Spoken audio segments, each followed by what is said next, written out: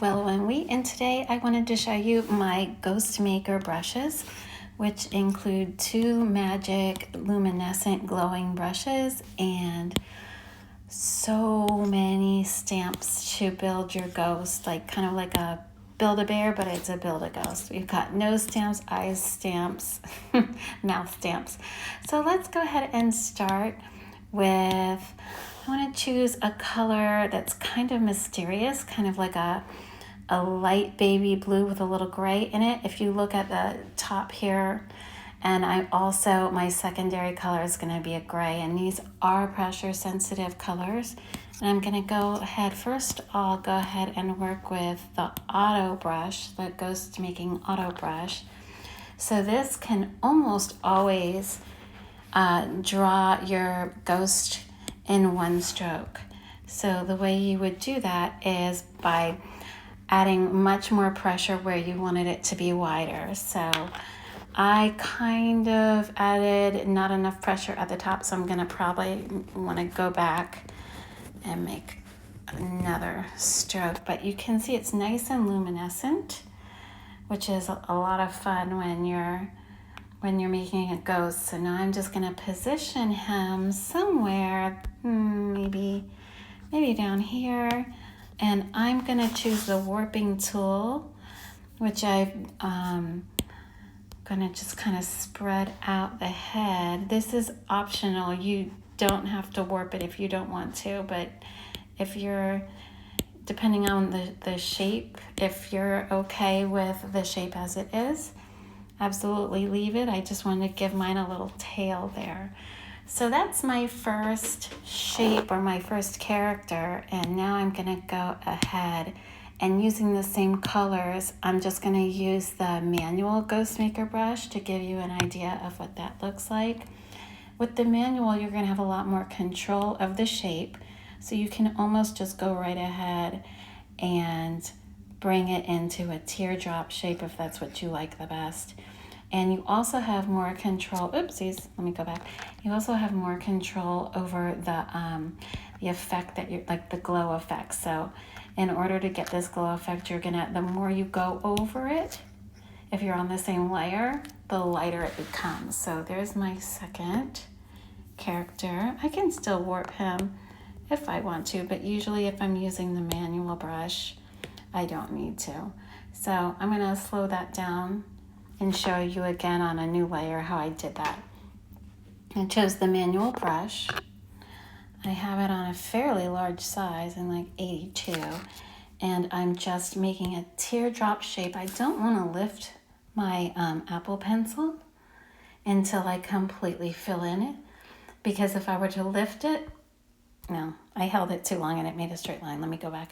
When I lift it and touch again, it's going to create lighter and lighter. That's the magic of this manual brush. So when I touch again, I want to be ready to make a secondary teardrop, like upside down teardrop. And maybe even a third. I'm lifting again, so it's got a really nice glowy effect.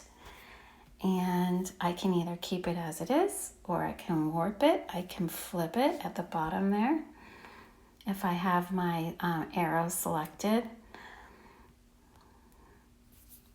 So those are the first steps to creating your ghost, and then you can add your stamps as desired. So here we have mouth stamps,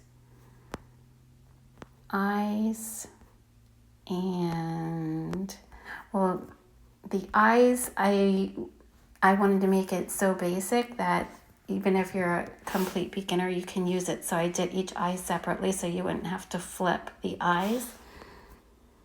And then the nose, sometimes you might want to do a nose. Okay, so I'm going to go ahead and use these right eye 24 with some nice dark lashes. I want to make sure it's on a new layer. And I'm bringing it down, probably size 1 should be small. Actually, that's even a little bit big.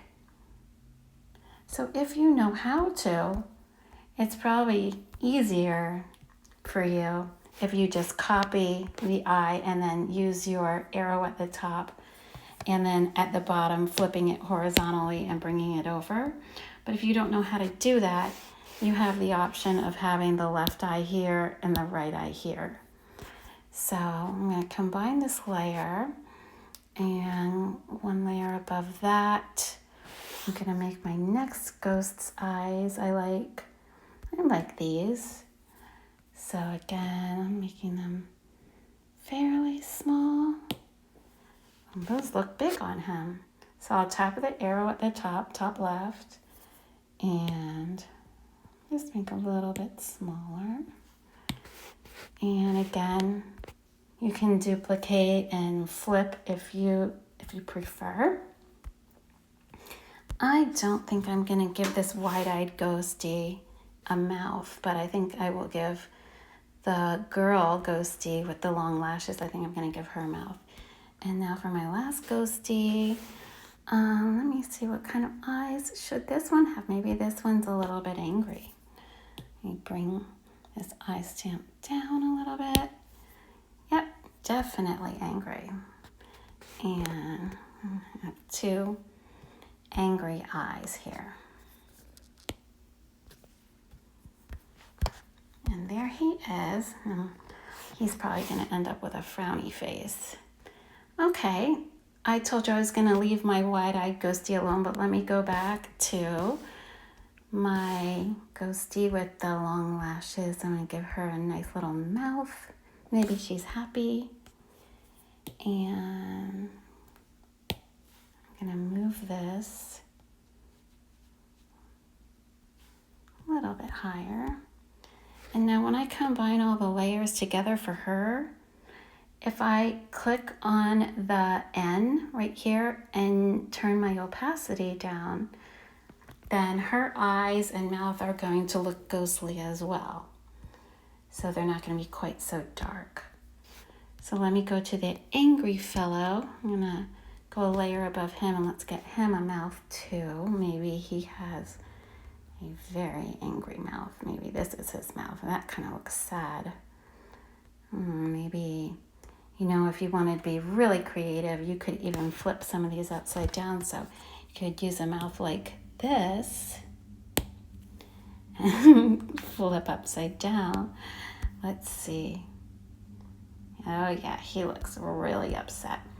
Now let's see if we're gonna warp this one, just because this side that's facing us looks quite a bit closer. So I can either use the distort tab at the bottom and just kind of pull this out a little bit bigger so it shows the dimension, or I could have also used the warp to do the same thing.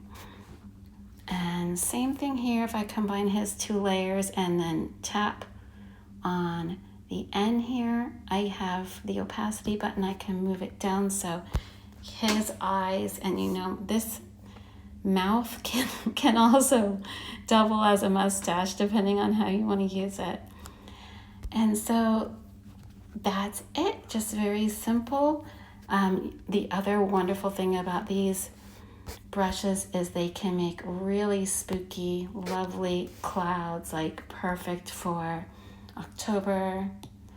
You have like a kind of, you can either do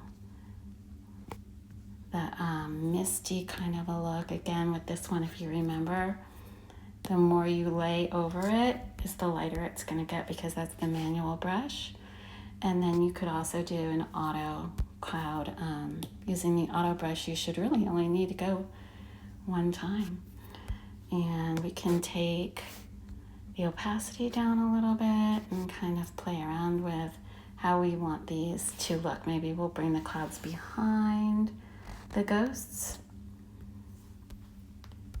And so that's it in a nutshell. Please text me or message me if you have any questions about this collection. Thanks for stopping by.